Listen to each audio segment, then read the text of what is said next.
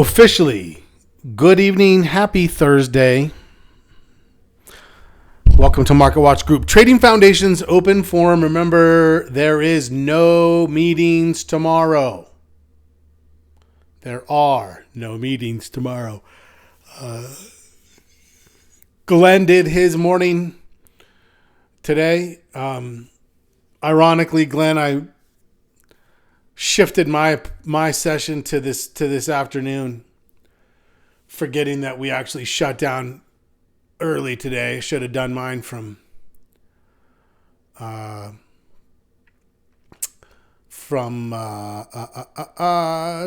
to 1 my time. No, 11. Let's see, what time would it have been? Market closed at 1. Yeah, 10 to 1, 10 to 11. Anyway. Clearly, I'm still not where I need to be, but next time. We met for a little while. Okay, Sarah. Okay, my name is Scott. I'll be your host. As always, education, illustrative purposes only. Nothing said or done should be construed or intended as a recommendation to buy or sell any financial security or product. The content is for educational, informational purposes only. Yada, yada, yada. Let's go to the platform. Okay. Everybody here was here already. So let's jump right into it. I'm going to pull up the plan. We're going to take a step back here to risk management. And let's just sort of drive through and see, Craig especially, does your question at all touch or intersect with portfolio heat? Does everybody feel like right now they have a good sense of what their portfolio heat numbers are? I say numbers because as Craig pointed out today, as he was asking his question, he says, I know, it depends. Well, it depends. It does depend. It depends on each person's individual risk tolerance. It depends on each individual person's assessment of the market and how they're going to allocate that into different trades.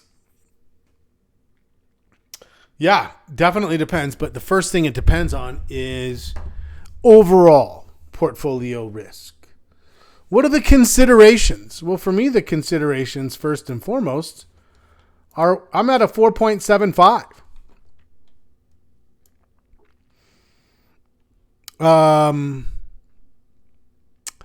And you can see that we've from April 20th to June 29th, we've gone from a minus 2.75 back to a 4.75. Big run. So there you go. Okay, let's go into it. He said, my question came about wondering if I'm not buying enough contracts or taking the risk that I've set for myself.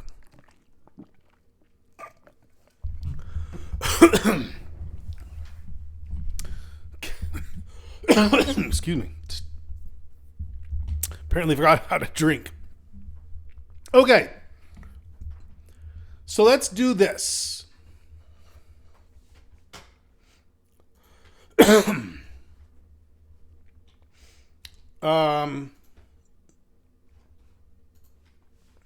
going to take this Micron.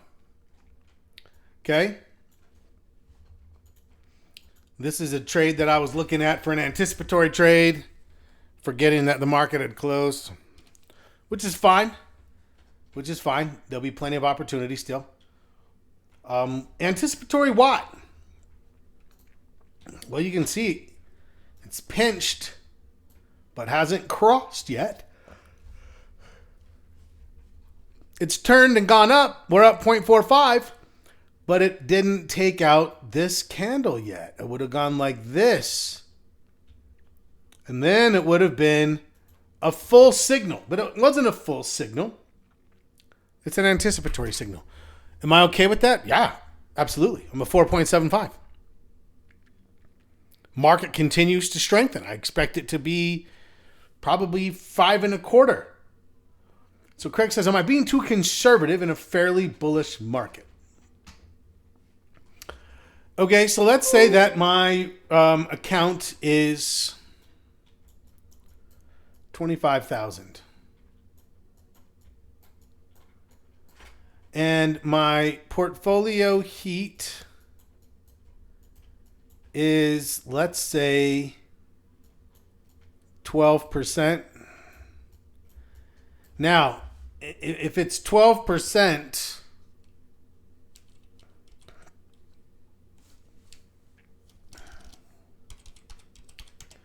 then my portfolio, then my Kelly is probably 17. And I've taken my Kelly. So we'll put Kelly here. Is 17% times a 0.7 multiplier equals portfolio heat, which is 12%. Okay. Let me know if any of that doesn't make sense, if you have any questions about that. 12%. Now, I'm going to take that. Now, if I take this and I say, you know what, I'm pretty comfortable, 6 trades at any given time, maybe even upwards of 9 trades. Well, if I'm comfortable with 6 trades, so now we're going to take this. If I have 6 trades, then each trade would be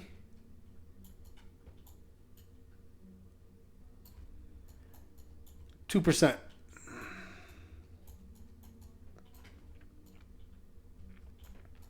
Nine trades, 1.5. What if I'm somebody that likes to trade a ton? 12 trades, 1% per trade. That's a good mix. So let's say we're going to go here, 9 trades. Now, if I have 9, that really means I could easily have 10, maybe even 11. If I had 11 trades, that would be 2 extra trades at 1.5% risk. That takes me, that's 3% risk extra. No, my numbers are wrong here. 1.25, sorry. Let me sneak that in. 1.25. Does that sound right? 9 times 1.25. 11.25. There you go. Yeah, that's about right. Almost 10 trades. 9 or 10. Okay. 1.25%.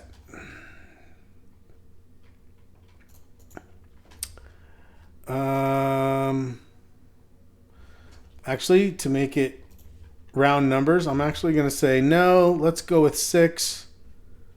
2% each trade equals, I know you guys are like, Scott, you're all over the board. I get it. I'm sorry. 2% of $250 equals 500. Right? So we basically are saying no. We're saying 6 trades. Now, what if I had 1 extra? 7 trades. I'd be at 14. 14 is still under this. In fact, I could actually have 2 extra and still be in line with my Kelly criterion rails. So I like that. I think that gives me a little bit of flexibility. I'm comfortable with 6, but I don't want to be like, oh, I have 6 trades on, and then a beautiful trade shows up, and I'm like, I can't take it. I have 6. Take the trade. Take the trade. It's a bull market. It makes sense. But for now, we're going to say, so $500. Okay. $500. Now what? Now we look at Micron. Where is that 0.7 multiplier from? So there is here's where it's from. But in Kelly criterion,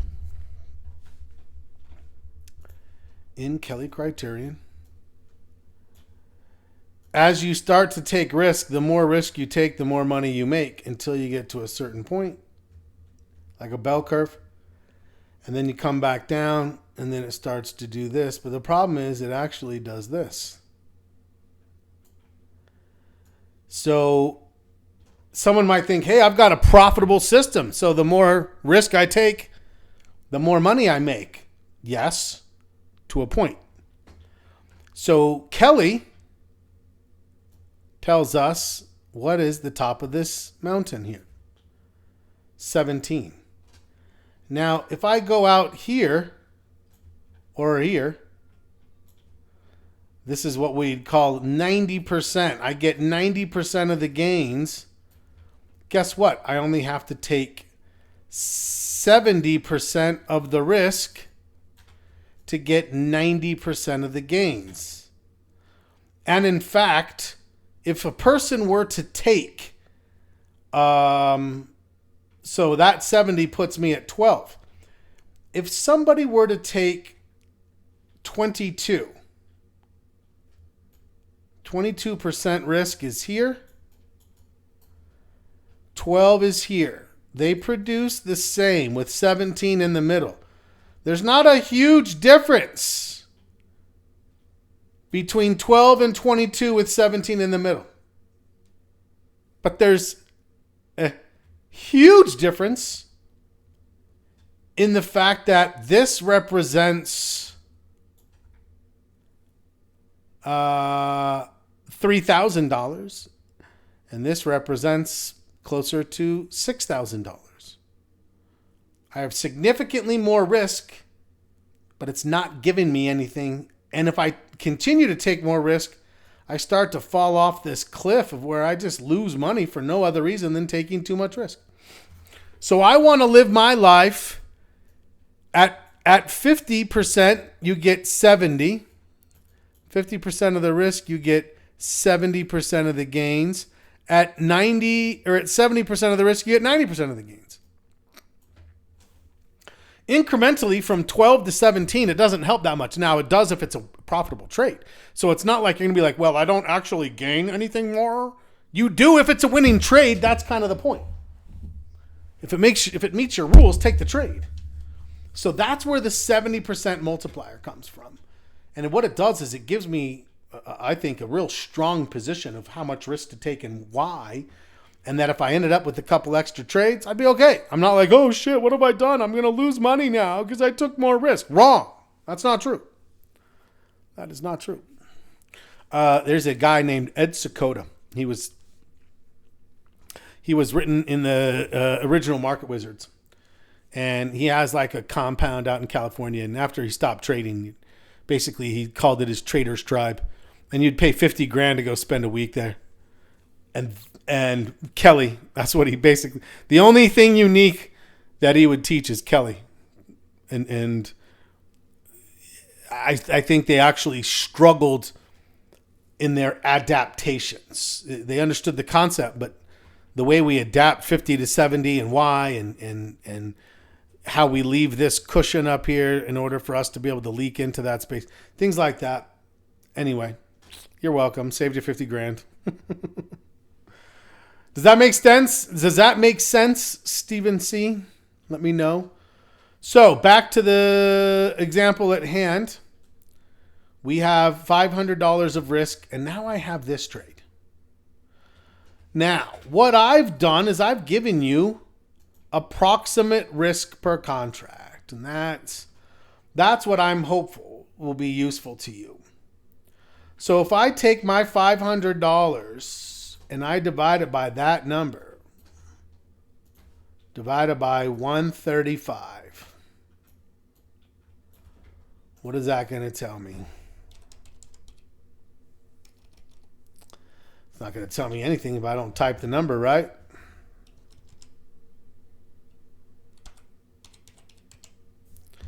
$3.7.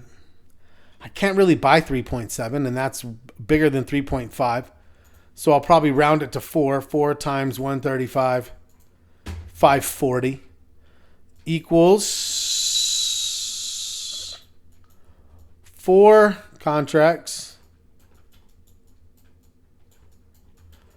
which is actually a little bit more risk, but not by much. That right there. It's based on the trade itself, the risk, the stop, how much I lose if it gets there. 4 contracts, $540, so a little bit more. That's where I am. Give me your thoughts.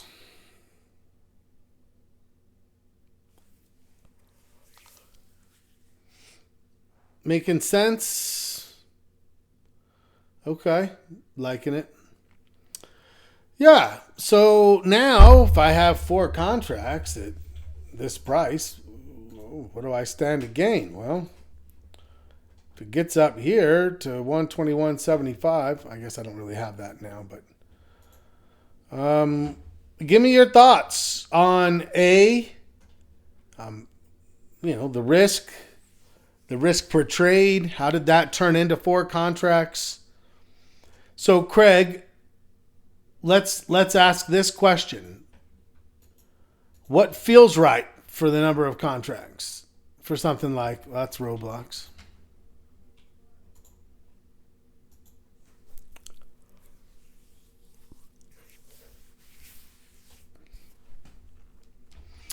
I kind of have some messy notes too, and there's not a lot of us here. Give me a read. Give me a temperature check here. Is this clicking? Does this help, Craig? Is this helping to see like number of contracts? This should be very scientific, very formulaic.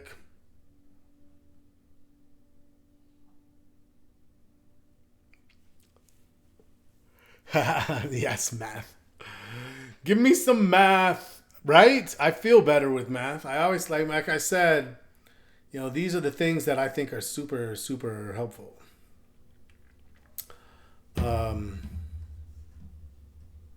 Yeah. Yeah.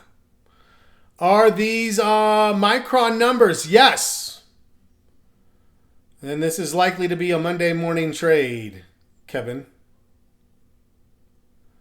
Very likely. Good reward to risk. Now I want you to notice. Look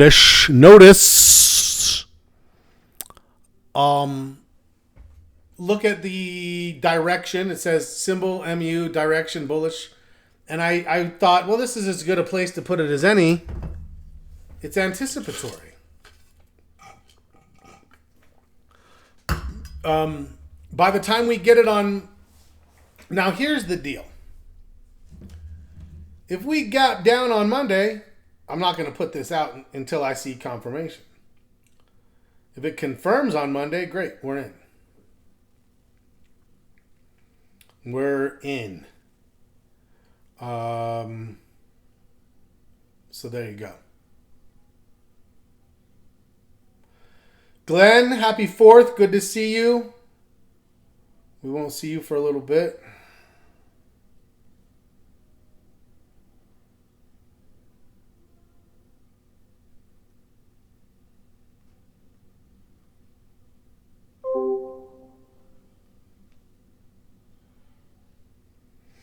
Okay.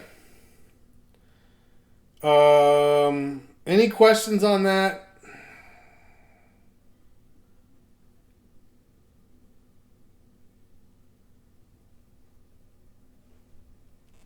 Let me know.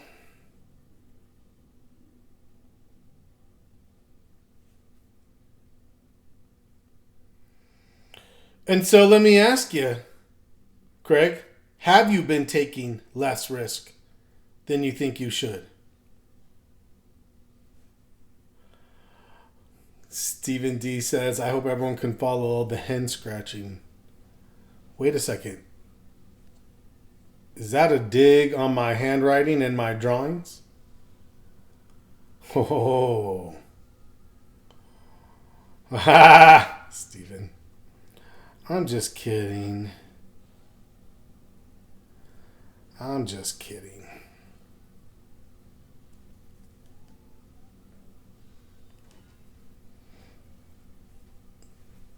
Yes, especially in the middle. So, okay, yeah.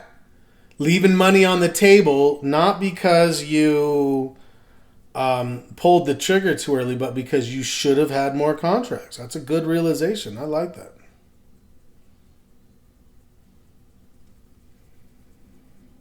I like that.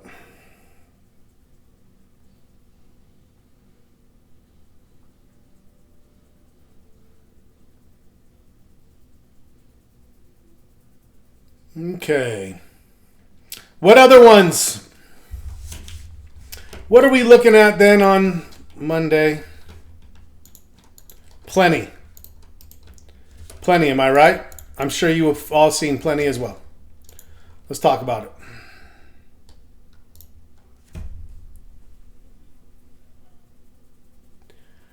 Apple still looks pretty good overall.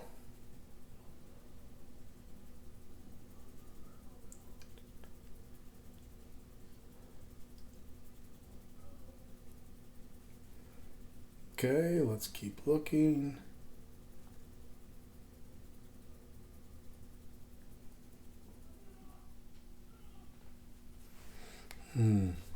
Still under total risk of 12. Good. Okay.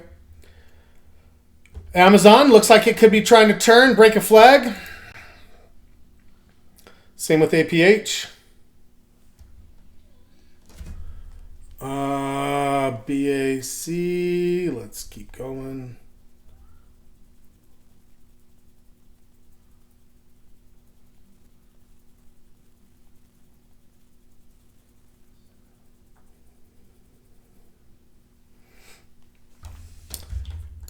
BAC looking pretty good. Caterpillar pausing. CLS trying to turn.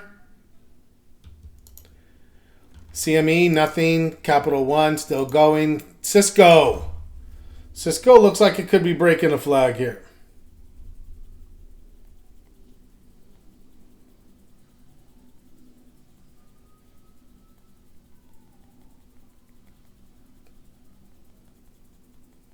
Okay, let's keep looking.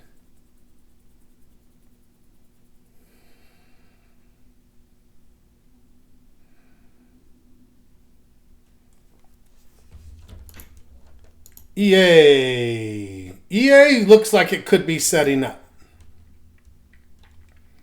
GE Vernova not yet. Google not yet. Goldman Sachs not yet.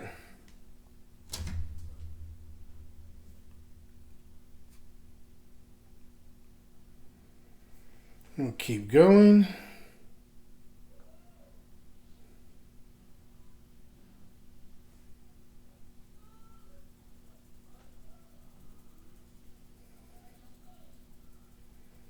Okay, let's see.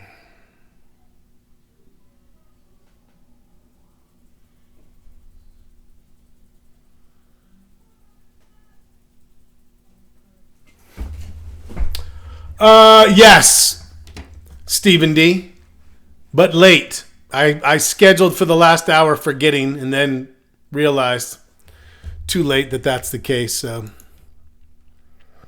Robinhood consolidating, Howmet possibly turning, IBM possibly turning, Meta possibly turning, Morgan Stanley still kind of in its same move, Microsoft possibly turning, Micron possibly turning, Netflix possibly turning, Nvidia. A lot of things today, you guys. Possibly turning.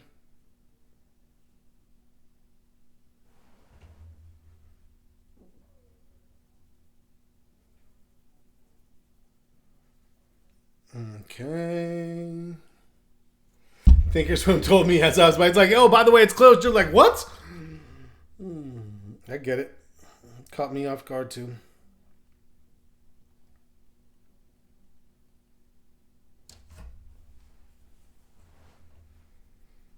Mm-hmm.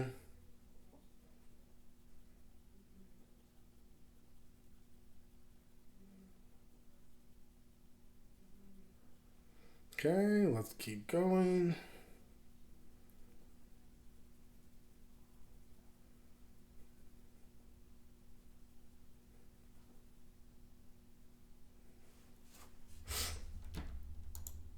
Palantir. Setting up. Anybody still holding? Maybe they're going to get paid for patience. Looks like it's trying to move.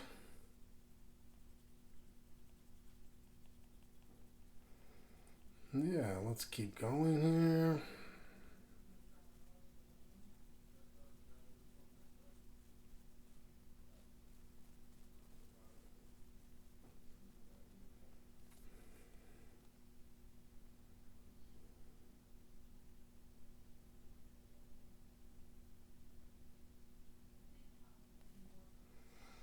Okay. Going into next week with interest rates off the table, do you think that will cause a sell-off? No. I really think that we've kind of been off the table no matter what. It just, we haven't seen what we need yet.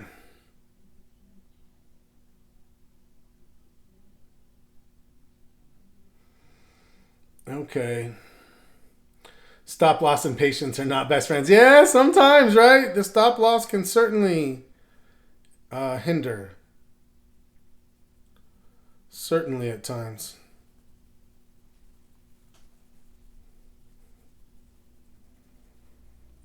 Okay, let's keep looking.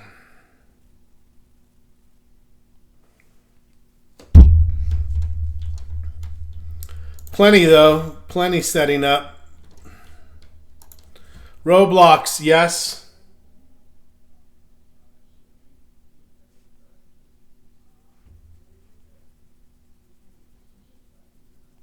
Okay, let's keep looking.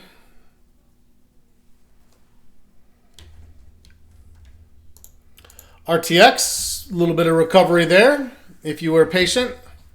We really only had one hiccup day here, and it looks like it's going to maybe get through it.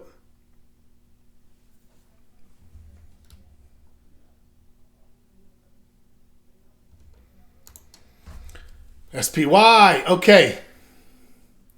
I know, right? We gotta decide which ones, how many.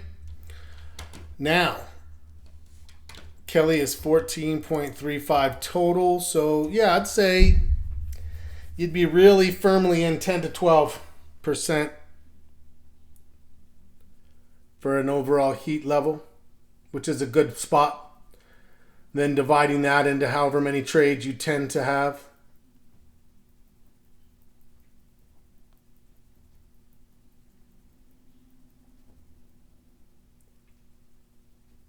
Okay, what else? Volume. And you might be thinking, Scott, there's no volume here. Well,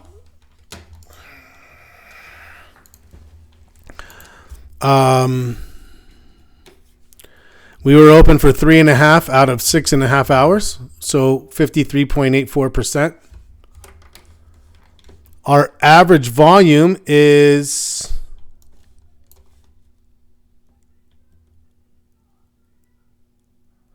75,031.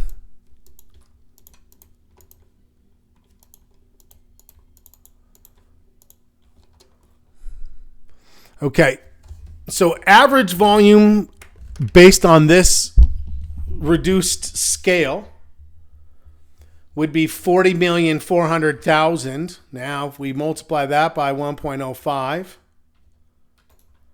bing, 42.4 million. And what did we have? Let me get rid of my drawings first. Today's volume was 51 million. 51. So I am drawing this here.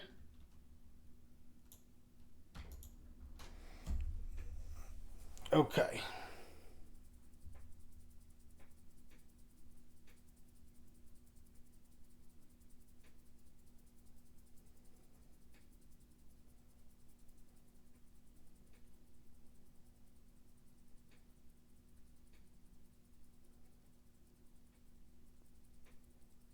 Okay, let's see.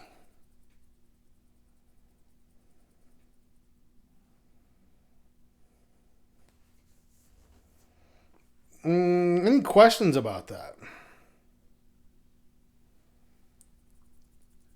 Agreement? Disagreement? What do you guys think? Is that the right call? It was definitely an above average volume day, but we won't see it if we stick to the typical average. That's why I wanted to dial it back a little bit and see what we thought.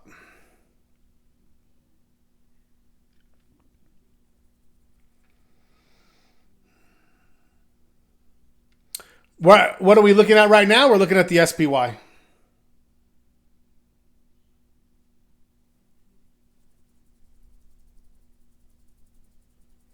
Yeah, looking at the SPY, thinking about volume for Monday. And what I'm saying is I am going to duplicate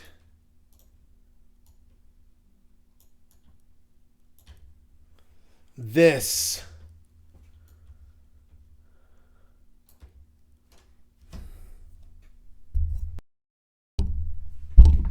Give me your thoughts.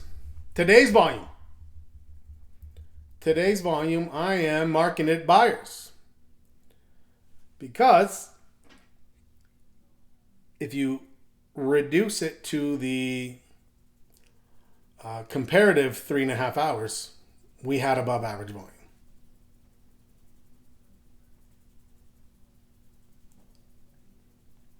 Okay.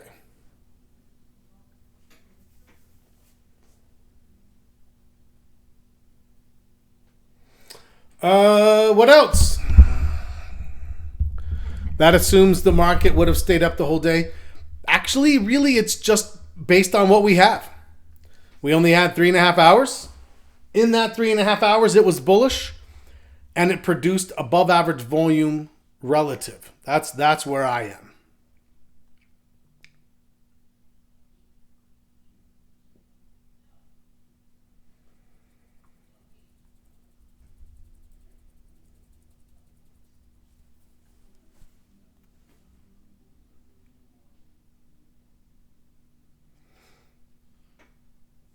Steve sees in. He's like, yeah, why not? Why not?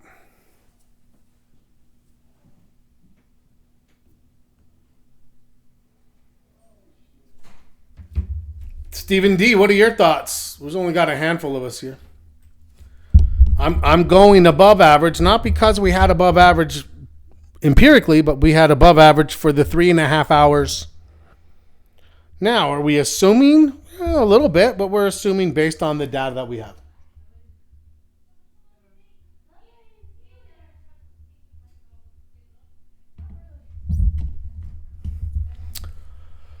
Am I going to add 1/4 point for volume? Yes. I probably would have either way, though.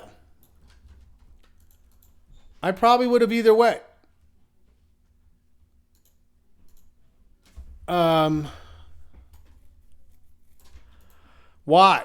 Well, even with these three, we have one stale sell, 3 buys, 3 sells, 2 buys. It would have been 3 to 5 in favor of the buyers. Now it's 3 to 6 in favor of the buyers. So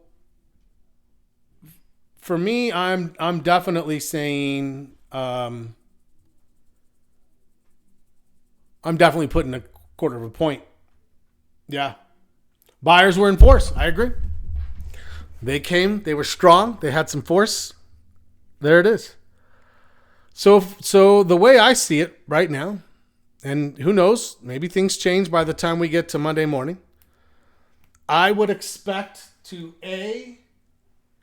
see the market posture go up by probably 0.5 point. We'll be in the 5s. Number 2, I think we're going to see buy signals. And I think we're going to see a number of them throughout the week. I mean, it could be a heavy trading week. It could be a big start of a window. 0.5 for me. Stephen D, 0.5 for me. I think the VIX will get another 1/4 point. I don't think long term. I don't think short term, but maybe it does. Major market and sector rotation are both a little stuck right now, but yeah, we could get to a 5 1/4 just with a couple of extra things pushing forward. So I'm feeling optimistic. How about that?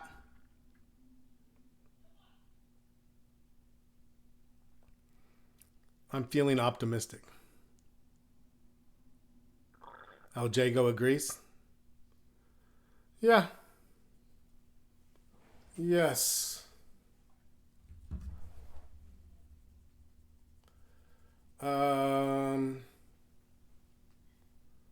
Why will I give the VIX a quarter of a point? Absolutely. I'll help you understand that.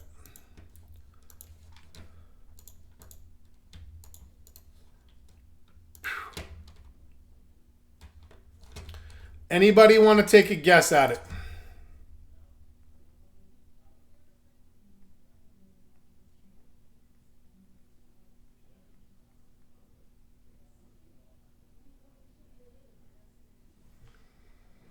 Anybody?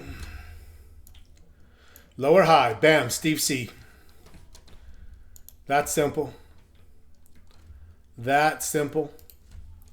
Only, but what did it do? We hit this low, popped up to here. Not yet.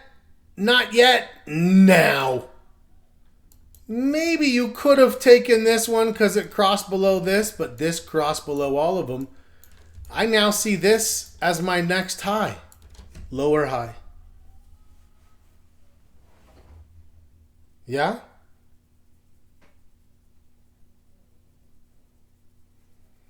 That's my thought process there.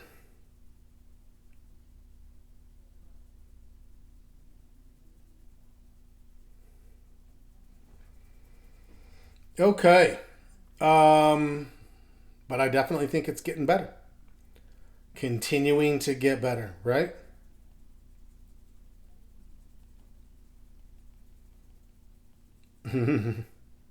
Love it.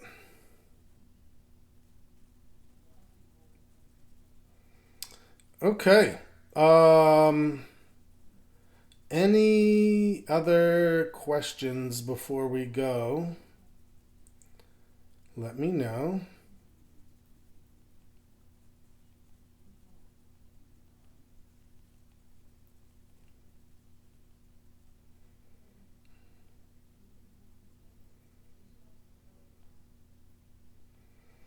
Stephen C. liked it. Craig, got what you needed? Everybody got it? Yes, I will post it tonight. And I'll make sure I put a little comment that this is a little bit of a risk management session. So beautiful, beautiful. I'm glad it was helpful. I hope others will be able to listen to the recording and catch it afterwards. Good to see everybody. Have an amazing 4th. Be safe. I will see everybody Sunday morning. As always, happy trading. Recording.